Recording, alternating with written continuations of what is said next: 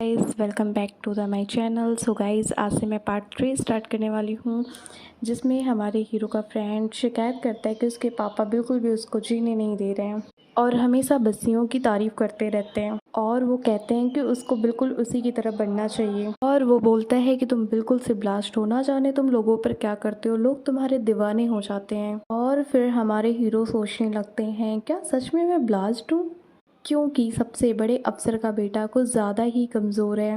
वो black flash में याद कर रहा होता है उस दिन को, हमारे हीरो के दोस्त को बहुत ज़्यादा पीटा जा रहा था और लोग उसका मजाक उड़ा रहे थे। देखो तो ये कितना कमज़ोर है, इससे तो एक छोटी सी लड़ाई भी नहीं लड़ी जा रही है। फिर हमारे हीरो एकदम से हीरो स्टाइल में आते हैं और एक बंदे को एक ही पंच में एकदम उड़ा ही देते हैं और फिर दूसरे को भी पीटने लगते हैं और इसके साथ ही उसके दोस्त और उसके पापा पे बहुत बड़ा सा कर्जा चढ़ जाता है।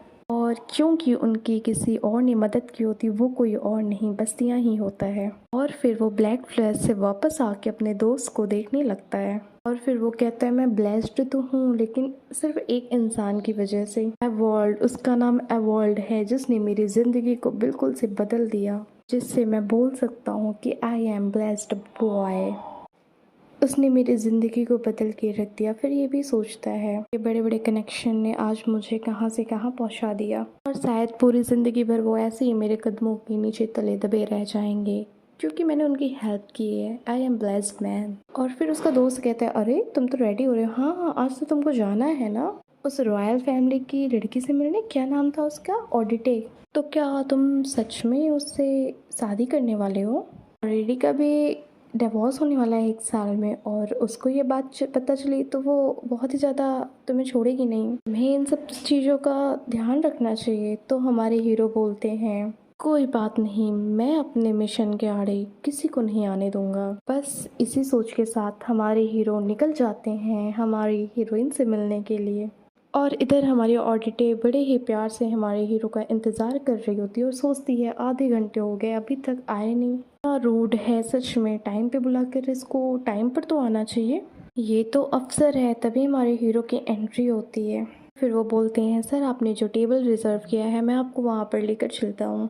और हमारे हीरो चल देते हैं हमारी हीरोइन की ओर। और हमारी हीरोइन दूर से ही हमारे हीरो को आता देखकर एकदम से चौंक जाती हैं जब वो एकदम से उसके सामने आ जाता है। और हमारी हीरोइन को याद आता है ये तो वही घटिया ग्लैमर है ना जिससे मैंने शर्त जीती थी, और अब ये नेवी ऑफिसर है जिससे मेरी शादी होने वाली है।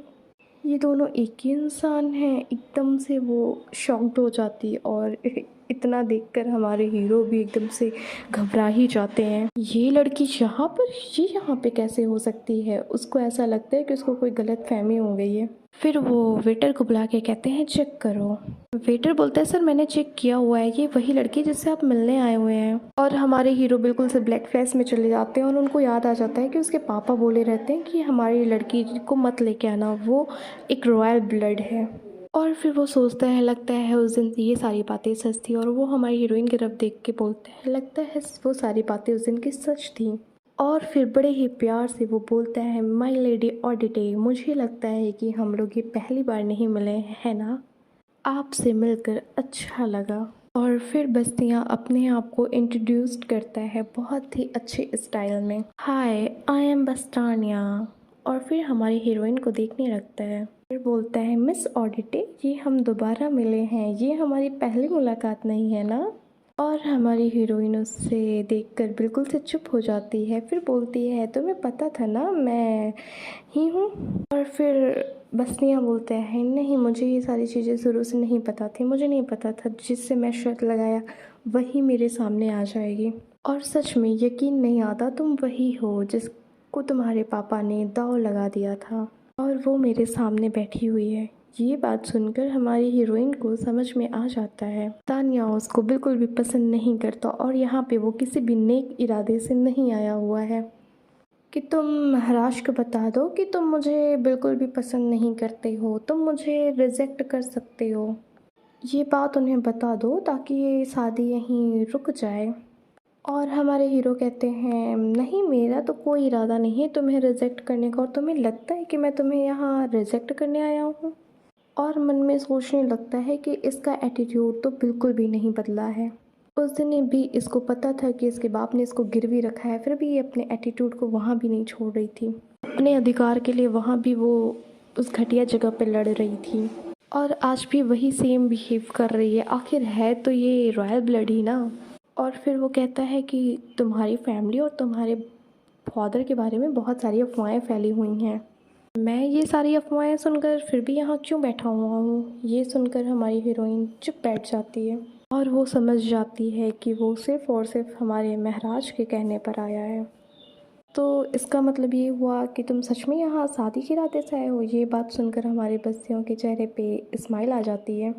फिर वो बोलता है मैं तुम्हें क्या पागल लग रहा हूँ क्या, मैं यहाँ सिर्फ एक शादी के नाटक के लिए आया हूँ जब तक कि उनके प्रिंसेस की शादी नहीं हो जाती। और फिर हमारी हीरोइन कहती हैं क्या चाहते हो कि महाराज को धोखा दें और उनके सामने झूठी शादी का नाटक करें, क्या यही चाहते हो तुम। फिर बस्तियाँ कहता है तो राजा है और मैं यहाँ का सिर्फ एक सोल्जर, वो मुझे जो ऑर्डर देंगे वो मुझे मानना होगा और वो ऑर्डर मुझे हर हाल में मानना होगा। और हमारी हीरोइन कहती है अगर हम नाटक करेंगे तो रूमर्स नहीं फैलेंगे और लोग बातें नहीं बनाएंगे, अगर हम इस रिश्ते को बीच में ही छोड़ देंगे तो रूमर्स फैल जाएगा। और फिर हमारे हीरो कहते हैं हंसकर कहते हैं कि मैं कोई जेंटलमैन तो नहीं हूँ, मुझे कोई फ़र्क नहीं पड़ता है कि मेरे बारे में कोई क्या बोल रहा है। हाँ तुम्हें अपनी परवाह करनी चाहिए, अगर तुम्हें इस रिश्ते से इतनी ही प्रॉब्लम है तो तुम क्यों नहीं बात करती महाराज से, वैसे भी तुम तो उनकी भतीजी हो ना, शायद तुम्हारी बात वो पहले मान ले।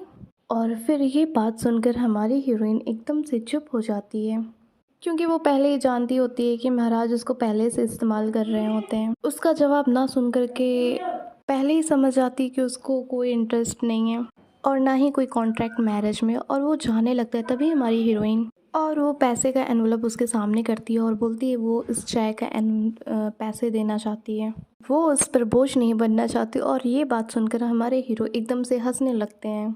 मैडम अपने पास पैसे अपने पास रखो, शायद तुम्हारा बाप फिर से जुए में हार कर और कहीं ना कहीं उसे इन सब पैसों की ज़रूरत पड़े। और याद रखना दोबारा मुझे इस जगह पर कहीं दिखना मत, क्योंकि यहाँ पे गैम्बलिंग होती है। क्योंकि ज़रूरी नहीं है हर बार कोई तुमको मेरे जैसा ही मिले कि अपनी जीती हुई चीज़ को इतनी आसानी से छोड़कर यहाँ आ जाए। और ये सबसे बड़ा धक्का था हमारी हीरोइन के लिए। और फिर वो वहाँ से निकल जाता है और हमारी हीरोइन उसे जाता हुआ देखकर सोचती है कि ये इंसान मुझे बिल्कुल भी नहीं पसंद है, सिर्फ महाराज के कहने पे यहाँ पे ये ड्यूटी करने आया है। और हमारी हीरोइन रास्ते में घर आते हुए अपनी सीढ़ियों पर चल रही होती है, तभी उसे आवाज़ आती है कि झगड़ा हो रहा होता है और देखती है कि टीरा और उसके पापा झगड़ा कर रहे होते हैं। और टीरा कहती है अपने पापा से नहीं मैं ये बैग नहीं दूंगी, दीदी और मैं ये पैसे जोड़कर इसमें रखे हैं, मैं आपको ये बैग नहीं दूंगी। और टीरा के पापा उसको जोर से एक मार देते हैं और बोलते हैं जल्दी से मुझे ये पैसे अभी दे। और तभी हमारी हीरोइन उन दोनों को रोकने के लिए एकदम से बीच में आके खड़ी हो जाती है और जो कि हमारी ऑडिटी को जाके उसके पापा जो मारते थप्पड़ लग जाता है और उसके पापा एकदम से खड़े होकर देखने लगते हैं। और ऑडिटी बोलती है आज आपको ये हाथ आप पर बहुत भारी पड़ने वाले हैं, आज आपने जो कर लिया, आज के बाद आप टीरा पे हाथ मत उठाइएगा वरना। फिर उसके पापा कहते हैं वरना क्या। फिर ऑडिटे बोलती है मत भूलिए यहाँ पे जो पेंशन आ रही है वो मेरी वजह से आ रही है, रॉयल फैमिली मेरी वजह से बस यहाँ पेंशन दे रही है, अगर मैंने कोई गलत कदम उठाया ना तो आप कौड़ी कौड़ी के लिए बिलखेंगे। ये बात सुनकर उसके पापा को एकदम से गुस्सा आता है और वो ये एकदम से बाहर निकल जाते हैं। और हमारी हीरोइन वहाँ पे खड़ी होकर सोचने लगती है कि मैं और टीरा भले एक माँ के पेट से जन्म नहीं लिया है, लेकिन ये है तो मेरी बहन ना, और मेरे लिए बहुत ही कीमती है क्योंकि ये मुझसे बहुत ही प्यार करती है और मैं भी इससे बहुत ही ज़्यादा प्यार करती हूँ। और मैं अपनी कोई भी कीमती चीज़ को अब बर्बाद होते हुए नहीं देखना चाहती हूँ। फिर भले ही मुझे कोई भी कीमत चुकानी क्यों ना पड़े, मुझे कुछ भी इसके लिए करना पड़े, मैं सब करूँगी इसके लिए। और हम दूसरी तरफ देखते हैं कि हमारे हीरो खड़े रहते हैं, तभी लॉरेंस एक इनविटेशन लेके आता है और आते ही एकदम से आंसू बहाने लगता है और बोलता है कि सच में आपकी माँ ऊपर से देख रही होंगी, खुश हो रही होंगी कि आपको राजघर आने से इन्विटेशन आया है। और हमारे हीरो समझ जाते हैं कोई बॉल का इनविटेशन नहीं है, वो देखना चाहते हैं कि हमारे और ऑडिटी के बीच शादी की क्या बातचीत चल रही है, इसलिए राजा ने हमें स्पेशल बुलाया है और अब मैं देखना चाहता हूँ कि ऑडिटी क्या जवाब देगी। फिर उसे भी इनविटेशन मिला ही होगा ना, कल मिलते हैं अब उससे।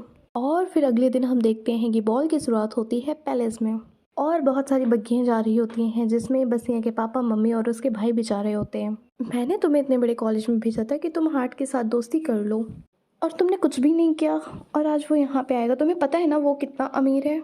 और उनका बेटा कहता है आपको क्या लगता है मैं वहाँ पे दोस्ती करने जाता हूँ, मैं वहाँ पे पढ़ने के लिए जाता हूँ, दोस्ती करने के लिए नहीं। और वैसे भी हम दोनों बिल्कुल भी मिलते भी नहीं हैं। और ये बात सुनकर उसके पापा को बहुत ही ज़्यादा गुस्सा आता है। इस लड़के को तो समझ में ही नहीं आता, मैं इसको वहाँ पे सिर्फ पढ़ने के लिए नहीं भेजा हूँ, इसको मैं कैसे समझाऊँ। और उसकी माँ को भी बहुत ज़्यादा गुस्सा आता है, लेकिन वो बात चेंज करने के लिए कहती है मैंने सुना है कि आपकी भतीजी आ जा रही है ना, और बस्ती की शादी की भी उम्र हो चुकी है, आपको नहीं लगता कि हमें शादी की बात करनी चाहिए। और फिर उसके पापा कहते हैं मुझे इन सब चीज़ों से कोई लेना देना नहीं, ये उनकी पर्सनल लाइफ है, मैं कोई इंटरफेयर नहीं करना चाहता हूँ। तब उसकी पत्नी सोचने लगती है मैं जिस भी पोजीशन पे हो सिर्फ और सिर्फ मेरी वजह से हो, और मैं अपने बेटे को ही इस गद्दी पर रहने दूंगी। और ये जो बस्तियां हैं ये इसको मैं कितना भी नीचे गिराने की कोशिश करूं लेकिन ये ऊपर आ ही जाता है। फिर उसका बेटा कहता है माँ अगर उसकी शादी बस्तियां से भी हो गई तो क्या हुआ, वो है तो रॉयल ब्लड ही ना। उसके पापा कहते हैं बिल्कुल भी नहीं, 12 साल पहले वो हमें छोड़कर चला गया था और अब उनके साथ हमारा कोई भी नाता नहीं है, और आज तुमको उनके सामने साबित करना होगा कि तुम मेरे बेटे हो और मेरा डिसीजन बिल्कुल सही था उसे घर से निकालने का। और इधर हम देखते हैं कि महल पूरा सजा धजा रहता है और सब मस्ती में गुनगुना रहे होते हैं। और तभी हमारे हीरो के सौतेले भाई सोचते रहते हैं ये अब तक क्यों नहीं आया, खुद को महाराज समझता है क्या, एक बार एंट्री तो करे, मैं उसे ऐसा नीचे दिखाऊंगा ना, मुझे सब जानते हो, उसे यहाँ पे कोई भी नहीं पहचानता है। और तभी ही एंट्री होती है हमारे हीरो की जो कि बहुत ही ज़्यादा ज़बरदस्त लग रहे होते हैं और सबकी नज़र उसी पे गड़ी होती है। और तभी इससे पहले कोई मजाक उड़ाए और सारे अमीरजादे उसको एक तरफ से घेर लेते हैं, मक्खियाँ नहीं भिन बनाते बिल्कुल वैसे ही उसके अगल बगल आके भिन भिनाने लगते हैं। और इतने में उसके सौतेले भाई को देखकर उसका सौतेला भाई भी एकदम हैरान होता है। और तभी वो सारे आपस में लड़ रहे होते हैं, नहीं मुझे पहले बात करनी, नहीं मैं पहले आया हूँ, नहीं मुझे प्राइवेट टाइम चाहिए। और हमारा बस्तिया उन सबसे बहुत अच्छे से पेश आता है। और सबसे ज़्यादा हैरान की बात तब होती है हमारी प्रियंसी आके बोलती है ओ माय गॉड ये तो हर हार्ट को भी जानता है, इतने अमीर और नोबल इंसान को ये जानता है, इतने अच्छे से जानता है कि वो खुद इससे मिल रहा है, सच में इसका ऑरा कुछ अलग ही है ना डार्लिंग, अपनी फियांसी को चिढ़ा रही होती है। और हमारा हीरो उन दोनों से मिलने के लिए आता है और अपनी भाभी को हाय करता है और दोनों से बहुत अच्छे से पेश आता है। और फिर उसका भाई उससे पूछता है तुम्हें यहाँ पे कैसा लग रहा है आज पहली बार आकर, पहली बार इनविटेशन मिला है ना। फिर और हमारा हीरो बोलता है बहुत ही तहजीब से जवाब देते हैं हाँ जैसा तुम्हें पहली बार लगा था यहाँ आकर बिल्कुल वैसा ही मुझे भी लग रहा है, तुम भी काफ़ी खुश थे ना, मैं भी काफ़ी खुश हूँ, ऑनर है ये मेरे लिए। तभी अनाउंसमेंट होती है कि ऑडिटर की एंट्री होने वाली है। तभी उसका भाई सौतेला वाला खड़ा होकर बाहर की तरफ देखने लगता है, देखना अब इसकी बेइज्जती होगी, अब देखते हैं उस भिखारी की लड़की क्या पहन कर आई है, कैसी दिख रही है। और तभी हमारी हीरोइन की एंट्री होने लगती है एक इंपीरियर के साथ और सबके होश उड़ जाते हैं जब सब हमारी हीरोइन की तरफ देखते हैं। आंखें एकदम से एक ही पर्सन पर गड़ी होती हैं और वो होती हैं हमारी हीरोइन जो कि इस टाइम पे सबसे ज़्यादा खूबसूरत लग रही होती है, जिसे देख के हमारा बसियाँ भी खुद को संभाल नहीं पाता और उसको एकदम से प्राउड फील हो रहा होता है और उसके कदम अपने आप ही बढ़ जाते हैं हीरोइन की ओर और उसके पास जाकर अपने हाथ को आगे करता है और बोलता है आपका वेलकम है मिस ऑडिटे इस बॉल में, चलिए आपको अपने साथ लेके चलता हूँ। और ऑडिटे भी अपना हाथ रखती है और हम देखते हैं कि सब नाच गाना स्टार्ट कर देते हैं, सब अपने मस्ती मगन में एकदम धुन में गायब ही रहते हैं। और इसी तरह से हमारे हीरो हीरोइन भी अपना डांस स्टार्ट कर देते हैं क्योंकि हमारे महाराज और महारानी भी वहाँ होते हैं, उनको जो सबको दिखाना था कि हमारा रिश्ता बिल्कुल सही है। और हमारे हीरो कहते हैं कि मुझे नहीं लगा कि तुम यहाँ आओगे, मुझे बहुत ही फिक्र हो रही थी, फिर भी तुम यहाँ आई, मैं बेवजह ही फिक्र कर रहा था। और हमारी हीरोइन कहती है मुझे तो आना ही था ना, महाराज की बात को भला कोई कैसे टाल सकता है। और हमारे हीरो डांस करते करते हीरोइन की तरफ देख के बोलते हैं इसका मतलब मैं हाँ समझूं, तो उस दिन मैंने आपसे वो बात की थी उसका मतलब हाँ है क्या, मैं हाँ समझूं। और हमारी हीरोइन एकदम से चुप हो जाती है और उस वक्त कोई भी हाँ या ना का जवाब नहीं देती है और म्यूज़िक चल रहा होता है, सब एकदम मगन रहते हैं और कुछ लोगों की निगाहें तो हमारे हीरो हीरोइन पे ही टिकी रहती हैं।